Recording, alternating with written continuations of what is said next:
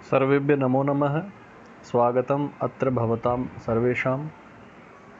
कक्षा षष्ठी की संस्कृत की दूसरी क्लास में आप सभी का स्वागत है। पिछली कक्षा में हमने संस्कृत का सामान्य परिचय और उसमें एक वचन, द्विवचन, बहुवचन, तीन पुरुष, प्रथम पुरुष, मध्यम पुरुष, उत्तम पुरुष और तीनों वचनों को हमने सामान्य रूप से उसमें अध्ययन किया। आज हम इस कक्षा में सर्वनाम शब्द के बारे में पढ़ेंगे। जैसा कि आप सभी को पता है कि संस्कृत में तीन लिंग होते हैं, पुल्लिंग, स्त्रीलिंग और नपुंसक लिंग। आपके प्रारंभ के जो तीन पाठ हैं शब्द परिचय, उसमें भी पहला पाठ पुल्लिंग का है, दूसरा पाठ स्त्रीलिंग का है, तीसरा पाठ नपुंसक लिंग का है। ये तीनों पाठ आपको संस्कृत भाषा का सामान्य परिचय करवाने के माध्यम से यहाँ पे दिए हुए हैं।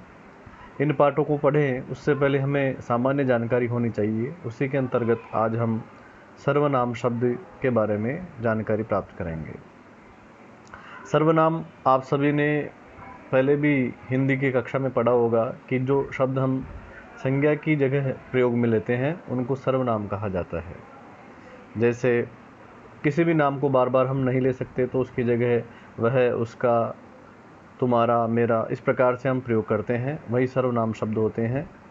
संस्कृत में सर्वनाम शब्द इस प्रकार से हैं और वो भी एक वचन, द्विवचन और बहुवचन में यहाँ पर बांटे गए हैं। प्रथम पुरुष, जैसा कि मैंने बताया था कि किसी और के बारे में, मैं भी नहीं हूँ, तुम भी नहीं हो, कोई और होता है, उसके बारे में जो चर्चा की जाती है वह प्रथम पुरुष के अंतर्गत आती है। और यहाँ पर पुल्लिंग में प्रथम पुरुष के लिए सर्वनाम शब्द प्रयोग होता है सह। एक वचन में सह, द्विवचन में तौ और बहुवचन में ते। सह यानी वह, तौ यानी वे दोनों, ते यानी वे सब। यहाँ ध्यान देने योग्य बात यह है कि जो प्रथम पुरुष है उसी में तीनों लिंगों में परिवर्तन होता है। स्त्रीलिंग में यहाँ पे सा ते ताह आता है और नपुंसक लिंग में यहाँ पे तत ते तानी आता है। चूँकि अभी आपके जो प्रथम पाठ है वह पुल्लिंग का पाठ है, इसलिए हम पुल्लिंग शब्दों को ही पहले देखेंगे। तो प्रथम पुरुष में आता है सह और इसी में तो और ते, एक वचन, द्विवचन, बहुवचन। मध्यम पुरुष में आता है त्वम, युवाम, यूयम, तुम दोनों, तुम सब। और उत्तम पुरुष में आता है अहम, आवाम, वयम, मैं, हम दोनों, हम सब। मध्यम पुरुष और उत्तम पुरुष, इन दोनों में, तीनों लिंगों में कोई परिवर्तन नहीं होता है। परिवर्तन केवल प्रथम पुरुष में ही होता है। वहाँ स्त्रीलिंग में अलग होता है और नपुंसक लिंग में वही अलग होता है। इस बात का हमें विशेष ध्यान रखना है। तो जिस प्रकार से सह, तौ, ते ये प्रथम पुरुष में आया, सह यानी वह, तौ यानी वे दोनों, ते यानी वे सब, उसी प्रकार से प्रथम पुरुष में ही सर्वनाम हम प्रयोग करते हैं। एषः, एतौ, एते। सह यानी वह, तो वो बदल करके बन जाता है एषः यानी यह, तौ यानी वे दोनों, एतौ यानी ये दोनों, ते यानी वे सब और एते यानी ये सब। इसी प्रकार से सर्वनाम शब्दों के रूप इसमें चलते हैं। आगे हम देखते हैं शब्द रूपाणी।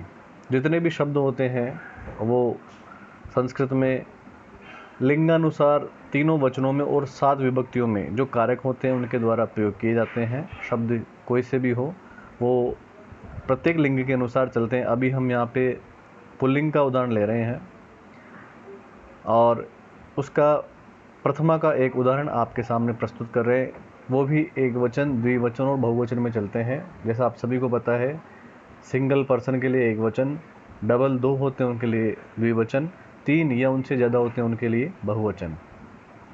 तो देखिए यहाँ पे पुल्लिंग शब्द के कुछ उदाहरण हैं। बालकः, बालकौ, बालकाः। बालकः यानी एक बालक, बालकौ यानी 2 बालक, बालकाः यानी 3 या उससे अधिक बालक। वानरः, वानरौ, वानराः। वृक्षः, वृक्षौ, वृक्षाः। देशः, देशौ, देशाः। मूषकः, मूषकौ, मूषकाः। गजः, गजौ, गजाः। ये सामान्य शब्द है, आप सभी इनके बारे में जानते हैं।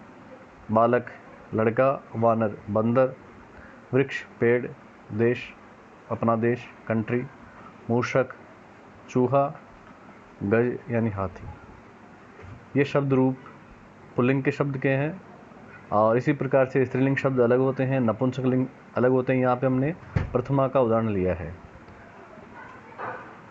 शब्द रूप 7 विभक्तियों में होते हैं। 8वीं जो विभक्ति होती है उसे संबोधन का नाम लेते हैं। संबोधन प्रथमा का ही रूप होता है, तो ये कारक के अनुसार इनका प्रयोग करते हैं। जैसे जैसे हम आगे के पाठों की ओर चलेंगे और कारकों के बारे में समझेंगे तब ये स्पष्ट हो पाएगा। बाकी शब्द रूप इस प्रकार से चलते हैं, जैसे बालक शब्द है उसके 7 विभक्तियों में इस प्रकार से रूप बनते हैं। वाक्य निर्माण के लिए शब्द रूप का ज्ञान होना आवश्यक है। आगे आता है धातु रूपाणी। क्रिया वर्ब को ही हम धातु कहते हैं। इनका प्रयोग भी वचनानुसार एक वचन, द्विवचन और बहुवचन में किया जाता है। जिस प्रकार का कर्ता होता है उसी के अनुसार।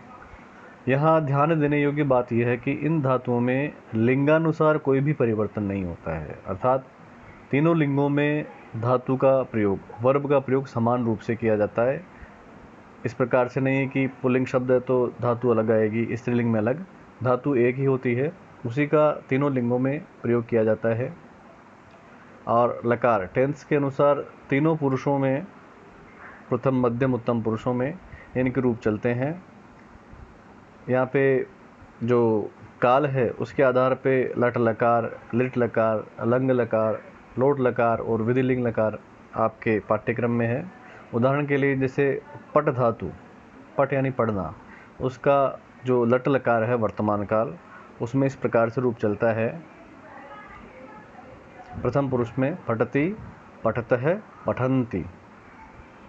और आपका जो प्रथम पाठ है उसमें केवल अभी प्रथम पुरुष में ही प्रयोग है। और लकार रूप इस प्रकार से होता है, जो वर्तमान काल का एक आपको उदाहरण दिया गया है। जैसे पठति, पठतः, पठन्ति, ये प्रथम पुरुष में प्रयोग है। पठसि, पठतः, पठत, पठामि, पठावः, पठामः। इस प्रकार से ये धातु रूप चलते हैं। अब जिस प्रकार से पट धातु यानी पढ़ना, वद धातु यानी बोलना, लिख धातु यानी लिखना, उनमें इनके रूप चलते रहते हैं। पठति पठतः पठन्ति, तो वदति वदतः वदन्ति, लिखति लिखतः लिखन्ति। जब हम पाठ पढ़ेंगे तो ये आगे स्पष्ट हो जाएगा। आज के लिए इतना ही, धन्यवाद।